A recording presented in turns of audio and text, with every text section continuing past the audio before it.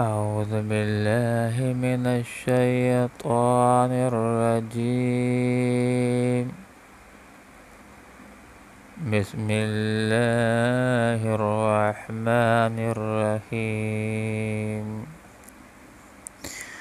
يا بني اذهبوا فتحسسوا من يوسف وأخيه ولا تيأسوا من روح الله إنه لا ييأس من روح الله إلا القوم الكافرون. فلما دخلوا عليه قالوا يا أيها العزيز مسنا وأهلنا الضر وجئنا ببضاعة مزجاة فأوف لنا الكيل وتصدق علينا إن الله يجزي المتصدقين. صدق الله العظيم. سبحانك لا علم لنا إلا ما علمتنا إنك أنت العليم الحكيم. یا بنیا، اے میرے بیٹو، اذهبوا جاؤ، فتحسسوا پس تلاش کرو، میں یوسف علیہ السلام کو واقعی ہے اور اس کے بھائی بنیامین کو، ولا تیأسوا اور مایوس نہ ہو جاؤ، من روح اللہ اللہ کی رحمت سے، انہو بے شک واقعہ یہ ہے کہ لا ییأس مایوس نہیں ہوتے، من روح اللہ اللہ کی رحمت سے، الا مگر القوم الکافرون کافر لوگ۔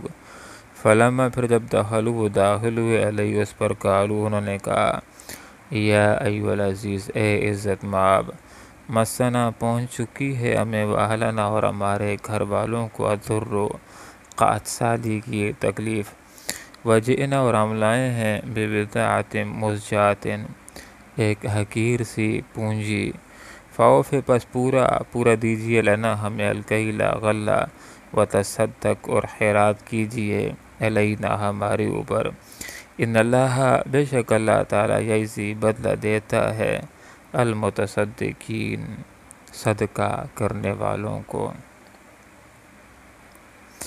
حضرت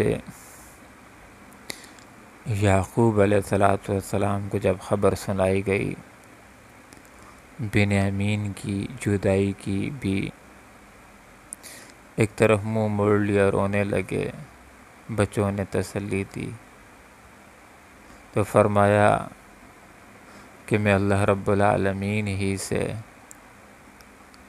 فریاد کرتا ہوں اپنے غموں کو دور کرنے کے لیے، اپنی پریشانیوں کو دور کرنے کے لیے۔ اور پھر بچوں سے فرمایا کہ میں اللہ کی طرف سے وہ کچھ جانتا ہوں، چونکہ اللہ کا نبی ہوں، جو تم نہیں جانتے ہو۔ اور پھر اپنے بیٹوں کو ہدایت کرتے ہیں کہ جاؤ اور اپنے بھائیوں کو تلاش کرو، یوسف علیہ السلام کو بھی تلاش کرو، بنیامین کو بھی تلاش کرو، اور جو تمہارا تیسرا بھائی سرزمین مصر کے اندر موجود ہے اس کو بھی جا کر کے تلاش کرو، اور اللہ رب العالمین کی رحمت سے مایوس نہ ہو جاؤ، امید رکھو کہ اللہ رب العالمین اپنی رحمت سے تم کو نوازے گا اور تم سب کو اللہ رب العالمین ملا دے گا۔ اور اللہ تعالیٰ کی رحمت سے تم کو مایوس نہیں ہونا چاہیے، اللہ کی رحمت سے مایوس ہونا یہ کافر لوگوں کا شیوہ ہوتا ہے۔ اہل ایمان امید رکھتے ہیں، اس نے ظن رکھتے ہیں، اور اللہ کی رحمت کے امیدوار ہوتے ہیں۔ ابا جان کی ہدایت کے مطابق اپنے بھائیوں کو تلاش کرنے کے لیے نکل کھڑے ہوتے ہیں۔ یوسف علیہ السلام کے بارے میں تو ان کو پتہ نہیں تھا کہاں ہیں کہاں نہیں، لیکن جس کا یقینی طور پر علم تھا بنیامین کے مصر کے اندر موجود ہے، چلے جاتے ہیں پہلے اسی کو تلاش کر لیتے ہیں، غلے کی بات بھی کریں گے، پھر جس وقت دیکھیں گے بادشاہ کا دل نرم ہو رہا ہے تو بنیامین کو بھی مانگیں گے، اس کی بھی درخواست کریں گے۔